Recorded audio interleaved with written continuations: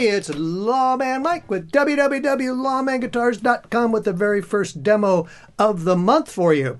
Hey, I've got something really different that we're doing today with this guitar. Believe it or not, this guitar does not belong to Lawman Mike. It doesn't belong to Lawman Guitars even.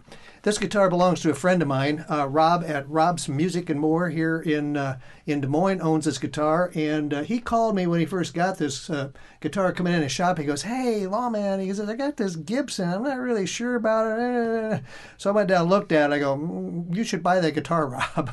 And he says, "Well, you need to fix it up for me." So I said, "Well, fine." So all I really did is I cleaned it up, put some new strings on it, tweaked the bridge and the truss rod a little bit. This guitar is just absolutely awesome. What it is a 1965 Gibson J50. And we know it's a 1965 because of the nut. The 65s were 1 5/8. The 66s were a little bigger. The 65 had the narrower neck, which this one certainly has, which feels awesome in my hands. I've got two of these myself. One of those you'll be seeing here today after this one. So stay tuned for that. But this guitar is absolutely gorgeous. Brian and I were just talking about the top. I mean, it's super amber. It's got really beautiful finish crazing in it. It's got a couple dingers in it, of course. It's from 1965. I mean, come on. You know, it's going to have a couple. It's got the adjustable bridge on there. Brian was just saying, he says, some people replace those with a wood bridge. And I go, yeah, I know they do.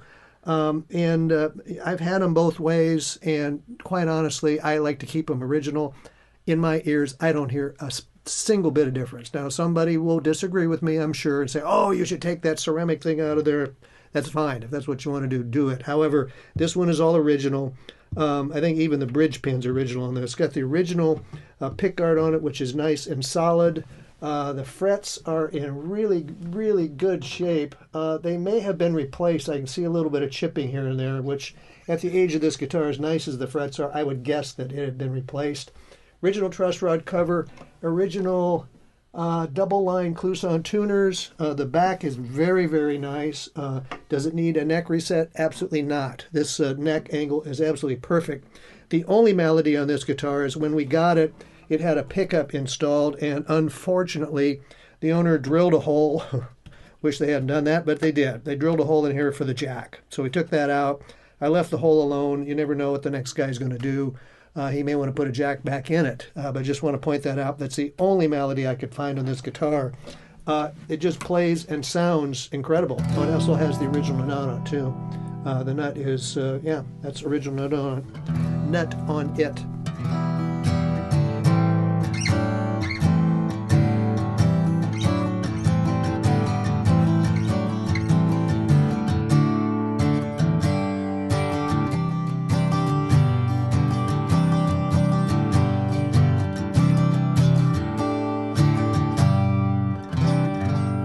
Some people say, well, why would you want a Gibson acoustic as opposed to a Martin or a Taylor or something like that?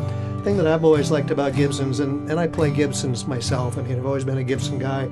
I own a J50, which we call Big Red. It's been on every one of my records, and Brian knows the guitar well. He's heard it in his studio a million times. The thing I like about these guitars is they're not overpowering.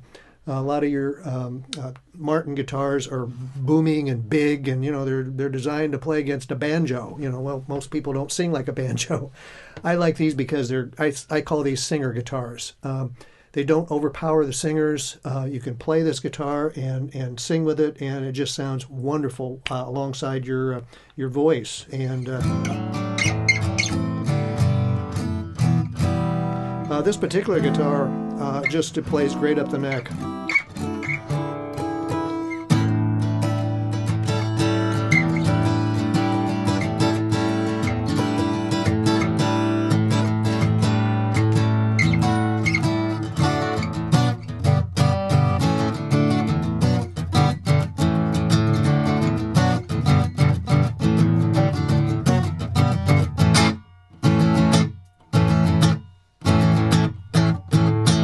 It'll bark when you want it to, but it just got such a beautiful, sweet tone. It's got new strings, which are a little bit brassier than it will after the strings settle down.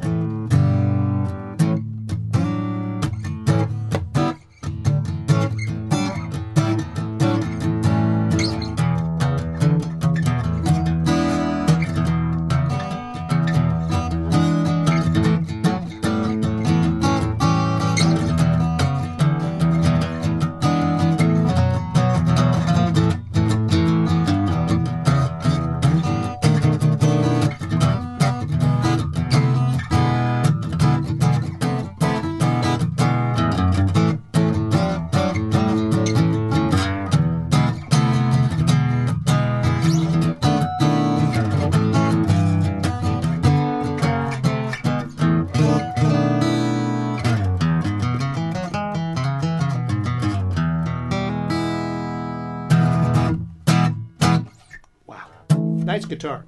Hope you give Rob a look. You can find it on his reverb shop at Rob's Music and More. And we'll post this up, and so you'll be able to see it in my YouTube page, and we'll find some way to direct you to Rob's shop somehow. Brian will figure that out. So we did not get the original case with it. The guy wandered in with it like in a pillowcase or something. No case. I had this nice Dreadnought case sitting around, so I'm including this with the guitar for Rob. It's, you know, it's a newer case, got black interior, you know, nice accessory box. It fits the guitar perfectly. If you're going to ship that guitar, you're certainly going to want it to be in a hard case. They typically came in a soft shell case, which was kind of unusual. But, you know, back in '65, they just didn't have a whole lot of hard shell cases for those. So they all came in the pebbled look soft case. So we're going to ship it in this nice hard shell case. It's a terrific guitar. I hope that someone who will love it is going to get it. And you can find it in Rob's Reverb shop. And I hope you enjoyed the video. And if you like me, you'll find a lot of videos in our YouTube page. You might want to subscribe while you're here. You know, we've got, goodness, how many now? Had 8,600 last month. Are we over that, I assume? So, yeah, we'll find out by the next demo how many there are. But there was over 8,600 subscribers last month, and over 730 or 40 videos we've got in there. It's just, you know, we just do a lot of these. So hit that subscribe, and you'll see me next month again. We also are on Facebook with Lawman Guitars. We're on LinkedIn. We got our webpage, www.lawmanguitars.com. You can go to our reverb shop, Lawman Guitars. We're all over the place. If you just Google Lawman Guitars, I promise you'll find us. So we've got, goodness gracious, we've got over 500 listings right now. I mean, we've got tons of vintage parts we've been posting, and vintage cases and guitars, and got all kinds of cool stuff. So check out our site. Appreciate you watching, and hope we'll see you next month. Thanks a lot for watching.